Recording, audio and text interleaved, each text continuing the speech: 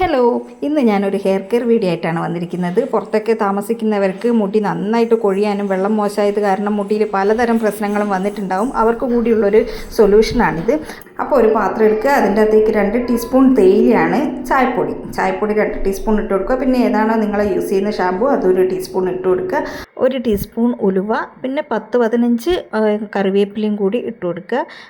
10-15 എണ്ണം കറിവേപ്പിലയും കൂടി ഇട്ട് കൊടുക്കുക. പിന്നെ 2 ടീസ്പൂൺ അരിയും കൂടി ഇട്ട് കൊടുത്ത് 1 ഗ്ലാസ് വെള്ളം ഒഴിച്ചിട്ട് നന്നായിട്ട് തിളപ്പിച്ചെടുക്കുക. ഒരു 10 മിനിറ്റോളം നന്നായിട്ട് തിളപ്പിച്ച് കുറുകി വരാൻ പാകത്തിന് നന്നായിട്ടൊരു 10 മിനിറ്റോളം തിളപ്പിച്ചെടുക്കുക. എന്നിട്ട് അത് തണിഞ്ഞതിന് ശേഷം അരിച്ചെടുത്ത് തലക്ക് നന്നായിട്ട് മസാജ് ചെയ്ത് കുളിക്കുക.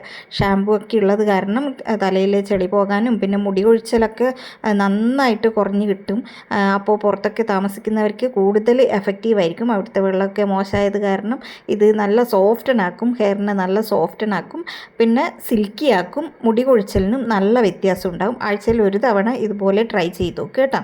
അപ്പോൾ ഇതുപോലെ പുതിയ വീഡിയോ ആയിട്ട് വീണ്ടും വരാം. അതുവരേക്കും ബൈ ബൈ.